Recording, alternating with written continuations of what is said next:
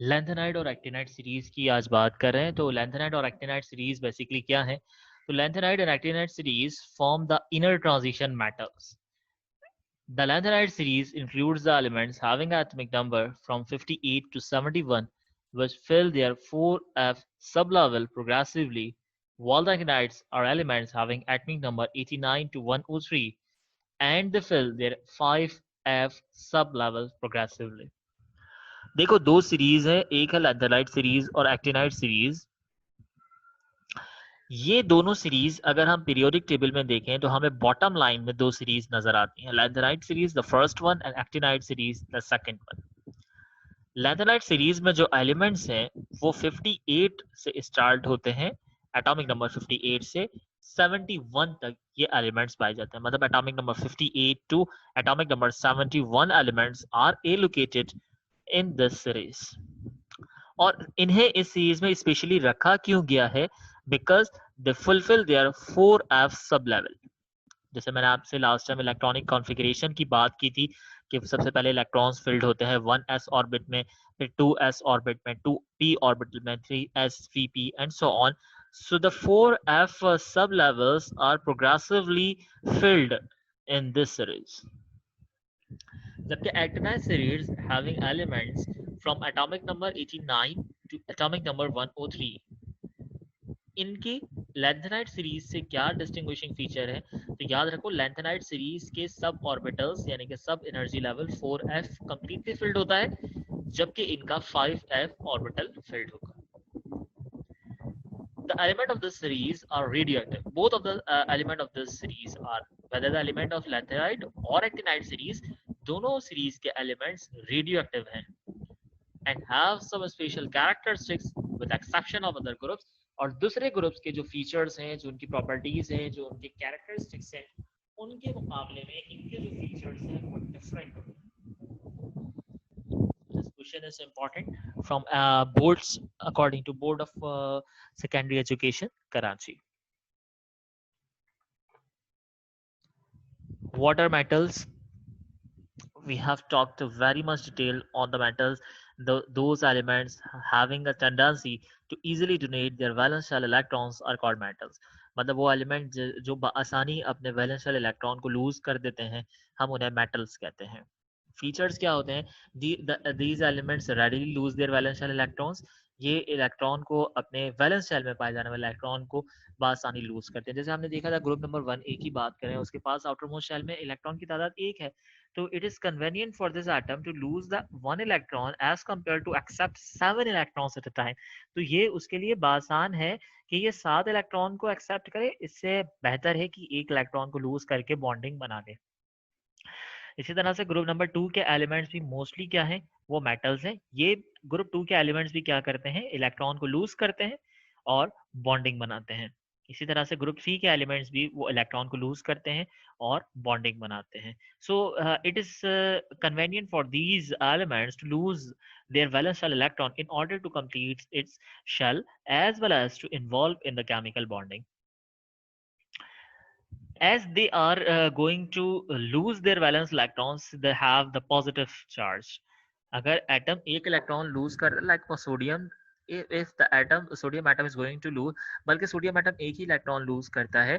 so if the sodium atom loses its valence shell electron, it will occupy the positive one charge as it is going to deliver the one electron. अगर एक electron donate किया है तो plus one charge. दो electron lose करेगा group 2 के element, तो group 2 के एलिमेंट्स पे +2 चार्ज आएगा. ग्रुप 3 के एलिमेंट 3 इलेक्ट्रॉन्स को एट अ टाइम लूज कर सकते हैं, so they have +3 charge. And importantly they form basic oxides, यानी ऑक्सीजन के साथ रिएक्शन करने के बाद जो ऑक्साइड्स बनते हैं वो बेसिक होते हैं, यानी उनकी नेचर जो है वो एल्कलाइन होती है. What are non-metals? So those elements having to a tendency to easily accept their valence shell electrons. ये वैलेंस शेल इलेक्ट्रॉन्स को एक्सेप्ट करने की सलाहियत रखते हैं. अब these elements may be from group number 5, 6 और 7. अब 7 की बात करें, ग्रुप 7 के एटम्स के पास आउटर मोस्ट शेल में इलेक्ट्रॉन की तादाद 7 है और इसे सिर्फ एक इलेक्ट्रॉन की जरूरत है. तो ये एटम एक इलेक्ट्रॉन को एक्सेप्ट कर लेगा बजाय इसके जो lose 7 electrons from valence shell. so they are called non-metals. इसी तरह से अगर हम बात करें मजीद ग्रुप नंबर 6 के एलिमेंट्स, ये इनके पास आउटर मोस्ट शेल में 2 इलेक्ट्रॉन की जरूरत है, तो ये भी 2 इलेक्ट्रॉन को एक्सेप्ट करेंगे। ग्रुप नंबर 5 के एलिमेंट्स भी मेजरली 3 इलेक्ट्रॉन की जरूरत होती है, तो ये 3 इलेक्ट्रॉन को एक्सेप्ट करते हैं। So all those atoms which have ability to accept the valence shell electrons are called as non-metals. Features अगर हम देखें तो they do not lose their valence electron, ये अपने वैलेंस शेल इलेक्ट्रॉन को लूज नहीं करते बल्कि गेन करते हैं इलेक्ट्रॉन्स को। As they are receiving the electrons, so they must have the negative charge. If they are going to receive a single electron, they have -1 charge. If they are receiving 2 electrons, they have -2 charge. If they are receiving 3 electrons, they have charge -3, and so on. So as they are going to receive the electron, they usually form the acidic oxide, means whenever they react with the, whenever they form the oxides, they form the acidic oxides, means the features are of acidic nature. And the metalloids are those elements having a dual characteristics as much as the non-metals. It is on their nature whether they are going to donate the valence shell electrons or they are going to accept the valence shell electron. It depends upon the nature of the atom. ठीक है, तो metalloid वो हैं जो या तो electron को donate करेंगे या फिर एटम इलेक्ट्रॉन को ये एक्सेप्ट करते हैं, so they are called as metalloid.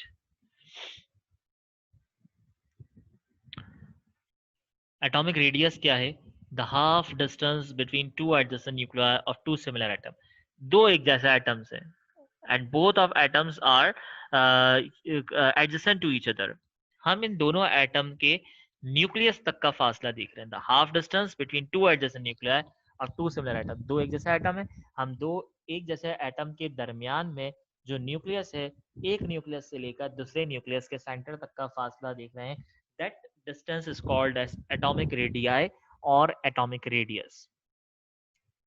अगर हम ग्रुप ट्रेंड्स की बात करें, पीरियोडिक टेबल इस तरह से अरेंज किया गया है कि atomic radii increases down the group. जैसे जैसे हम ग्रुप्स में देखते हैं, पहले एलिमेंट का जो एटॉमिक रेडियस का साइज है वो कम है, दूसरे एटम के साइज एटॉमिक रेडियस का साइज ज्यादा है। अगर उसके नीचे एलिमेंट को देखें तो उसका साइज उससे ज्यादा है, चौथा एलिमेंट को देखें तो उसका साइज उससे ज्यादा है। जैसे अगर मैं आपको शो करूं, स्क्रीन पर आपको लिखा हुआ नजर आ रहा है डाउन द ग्रुप, तो बेरिलियम हैज एटॉमिक रेडियस 1.12।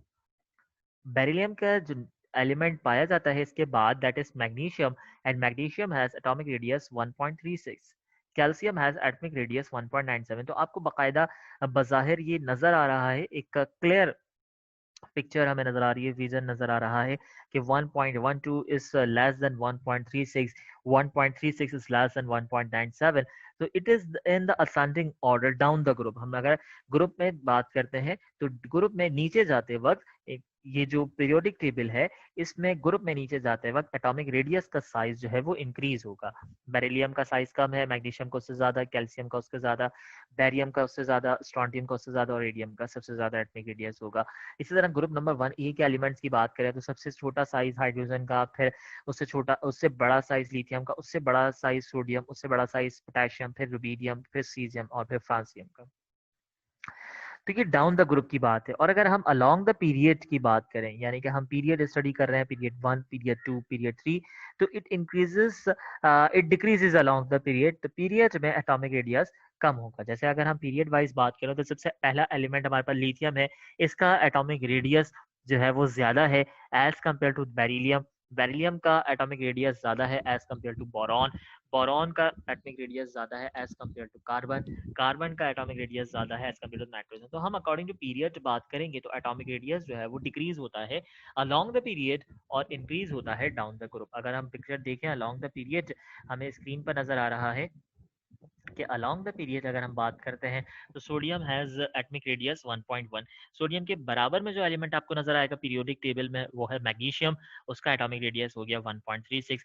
1.36 के बाद हम मैग्नीशियम के बाद नेक्स्ट एलिमेंट को देखें, इसके साथ जो एलिमेंट पाया जाता है that is aluminium which has 1.25 atomic radius.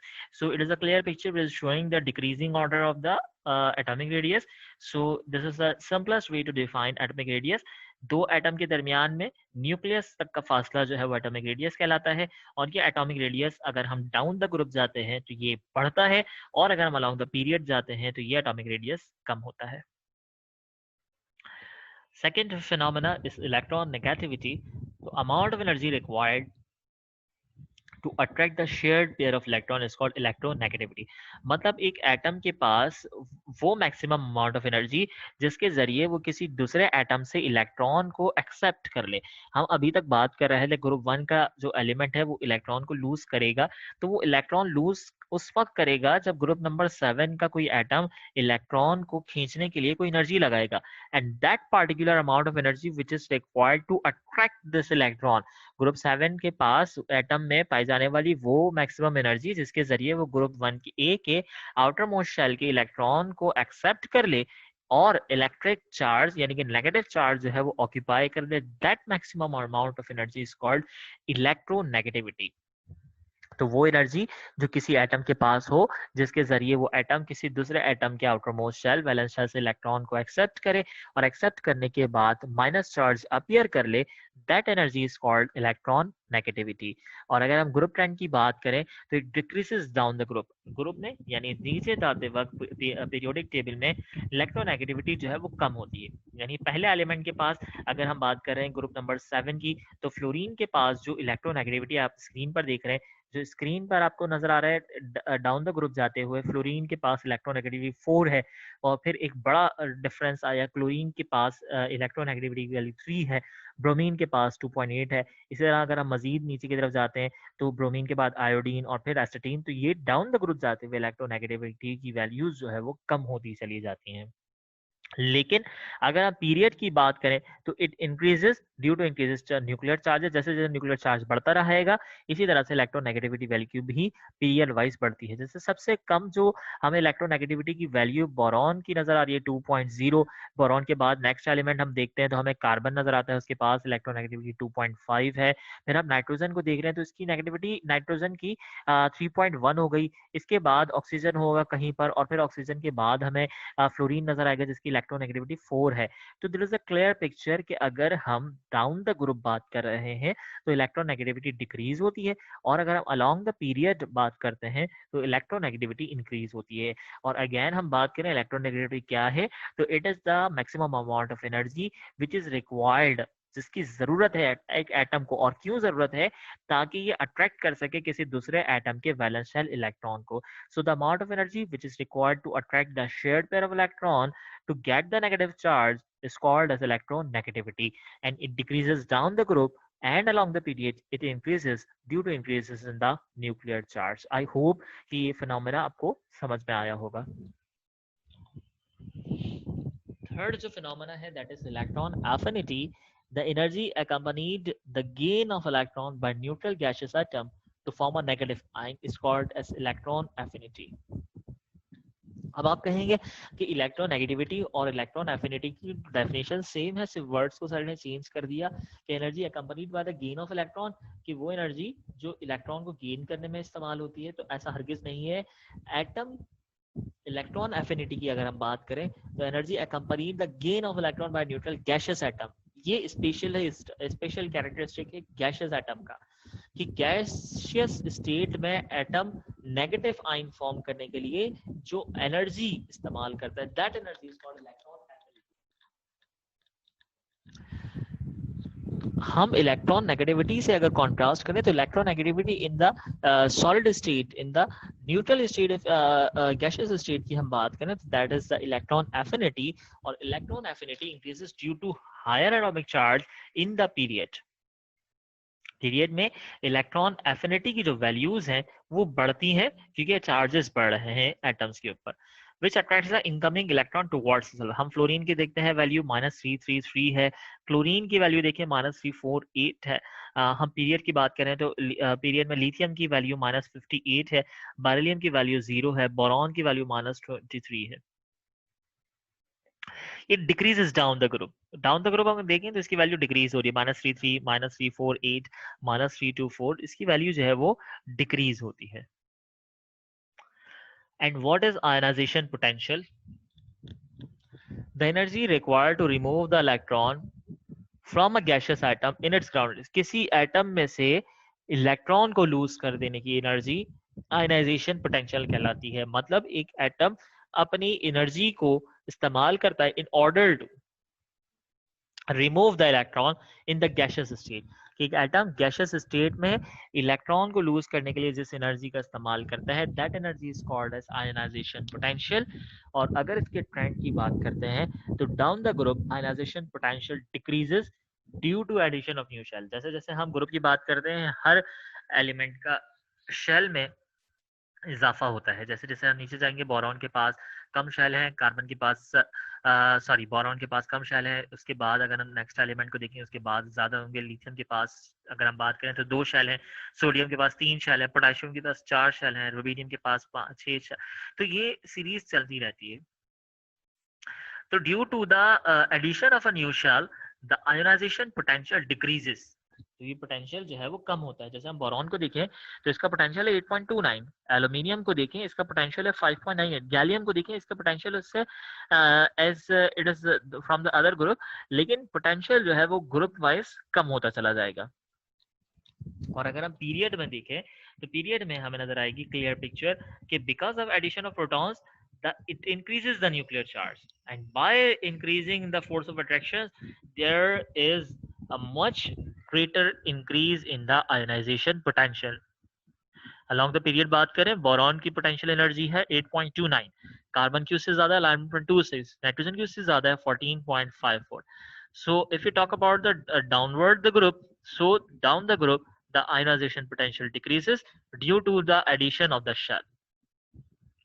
But if we talk about the along the period, so it increases the charge, the increasing in the forces of attraction, the ionization potential also increases.